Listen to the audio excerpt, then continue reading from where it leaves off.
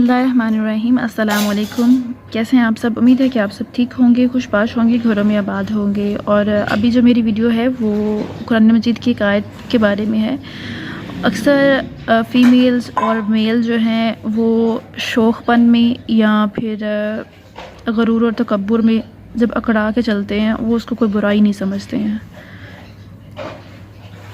Females के लिए तो अकड़ा के चलना वैसे भी नहीं चाहिए, क्योंकि उससे उनके जिस्म जो है वो और ज़्यादा प्रोमिनेंट होता है।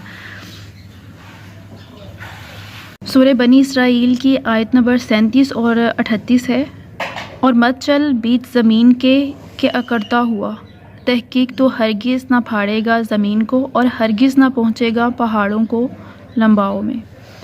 कि ज़मीन में इस तरह ना अकड़ें या अकड़ कर चलना, सीने को अकड़ाते हुए जैसे लोग चलते हैं और पाँव ज़ोर ज़ोर से मारते हैं। पाँव ज़ोर ज़ोर से इसलिए ना मारें कि ऐसा नहीं है कि आप ज़मीन को फाड़ सकते हो, इतनी ज़ोर से उसके ऊपर पाँव रखो, ज़मीन को दुख नहीं दें, इस तरह पाँव रखें। और इस तरह अकड़ के नहीं चले कि आपकी लंबाई जो है, आप ये क्या शो करना चाह रहे हैं कि आप पहाड़ों से भी लंबे हो जाएंगे।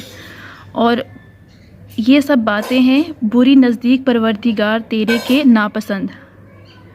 और इस कुरान मजीद के पेपर जो है वो इतना पुराना इसलिए है क्योंकि ये मेरी अम्मी का है, उनको शादी में जो मिला था, तो मुझे इससे पढ़ने की आदत है।